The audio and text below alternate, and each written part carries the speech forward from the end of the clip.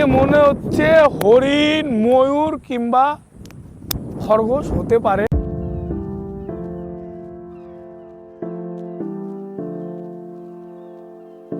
দেখো এই যে গাছ, আর গাছের ফলগুলা দেখো। আর এর আগে আমি এরকম গাছ কোনোদিনও দেখিনি গাইজ। আর আমাদের ওইদিকে তো কাশিয়াতে এইসব গাছ হয় না গাইজ।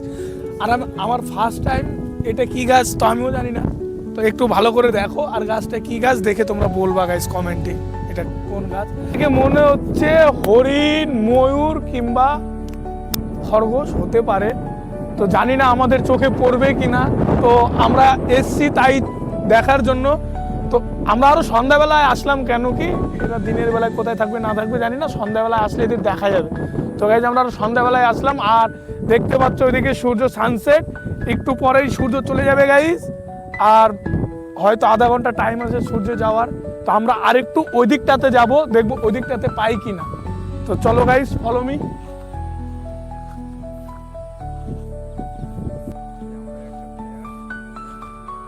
গাইজ অনেকটা দূরে আসলাম, দেখো বন জঙ্গল দেখা যাচ্ছে গাইজ। বন জঙ্গলের দিকে আসলাম। আর আমরা এখন ট্রাই করছি জঙ্গলের ভিতরে যাওয়ার জন্য গাইজ। আমরা এখন ট্রাই করছি জঙ্গলের ভিতরে যাওয়ার জন্য।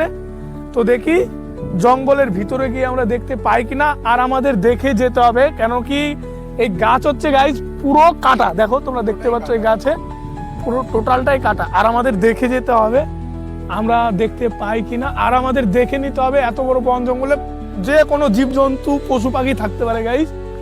আমাদের পুরো সতর্ক হয়ে চলতে হবে গাইজ। আর এখানে দেখে মনে হচ্ছে এখানে একটা দেখো রাস্তা টাইপের, এইদিকে আমাদের আর আগে আরো কেউ আসছে কিংবা এই দিক দিয়ে যাতায়াত করে গাইজ। আর আমরা সেই রাস্তা দিয়ে এগোবো, আমরা দেখবো সব কাটা গাছ। ভয় লাগছে গাইজ, কেন কি দেখো সানসেট অন্ধকার অন্ধকার, এখন কোনো কিছু খুব কম দেখা যাচ্ছে গাইজ। আর সানসেট সূর্য চলে গেছে গাইজ।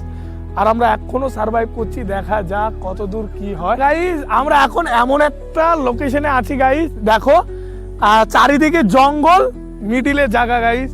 আর আমরা পশ্চিম দিকে গাইজ, দেখা যাক পশ্চিম দিকে গিয়ে কি হয়।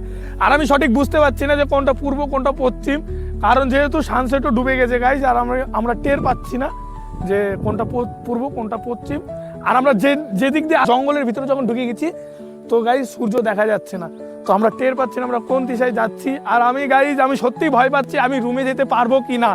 তো গাইজ ভিডিও যদি ভালো লাগে সাবস্ক্রাইব অবশ্যই করবেন। আর জায়গাটাই এত সুন্দর, যতটা ভেবেছিলাম তার থেকে খারাপ না গাইজ, যতটা ভেবেছিলাম তার থেকে অনেক ভালো। তো এমন দৃশ্য খুব মনে হয় খুব কম। আমার মনে হচ্ছে কি গাইজ, আমার মনে হচ্ছে যে আমি দাঁড়ায় আছি কোনো একটা অ্যাডভেঞ্চার জায়গায় কি অন্য জায়গায়, যে আমি আমার রুম থেকে 3-4 কিলোমিটারের মধ্যে আছি, আমার সেটা মনে হচ্ছে না গাইজ। আর তোমরা পাশে থাকো, এরকম ভিডিও যেন আরো আনতে পারি। হাঁটতে হাঁটতে আসলাম, তো দেখা যাচ্ছে একটা ঝিলের মতো গাইজ।